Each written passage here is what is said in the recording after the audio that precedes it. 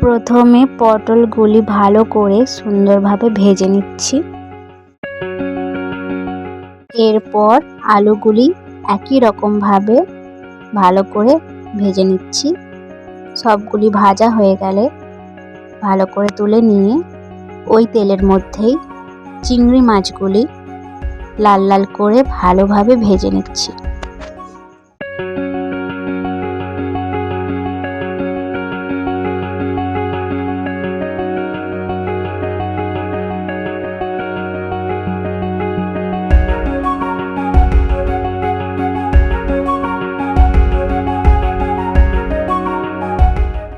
ভাজা হয়ে যাওয়ার পর চিংড়ি মাছগুলি একটি পাত্রে তুলে নিলাম।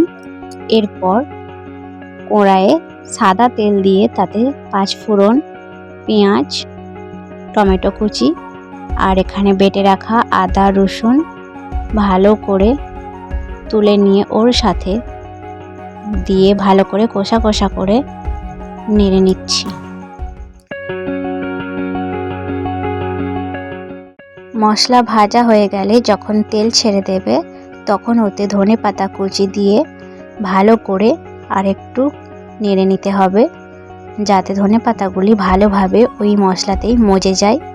এরপর ওতে হলুদ গুঁড়ো আর পরিমাণ মতো লঙ্কার গুঁড়ো দিয়ে ভালো করে নাড়াচাড়া করে নিতে হবে। যতক্ষণ নাড়াচাড়া করা হবে তারপর ওতে কাজু বাদাম বাটা দিয়ে ভালো করে নেড়ে চেড়ে গ্রেভিটা ভালো হয়ে রং আসলে তারপর ওতে আলু আর পটল ভাজাগুলি দিয়ে দিতে হবে। দিয়ে দেওয়ার পর ভালো করে নাড়াচাড়া করে নিতে হবে, যাতে মশলাগুলি প্রত্যেকটা আলু আর পটলের ভেতরে ভালো করে ঢুকে যেতে পারে। আর ভালো করে ওটা মেশানো হয়ে গেলে ওতে চিংড়ি মাছ ভাজাগুলি দিয়ে নাড়াচাড়া করে নিতে হবে। নাড়াচাড়া হয়ে গিয়েছে, এরপর পরিমাণ মতো জল ওতে দিয়ে সেদ্ধ করে নিতে হবে।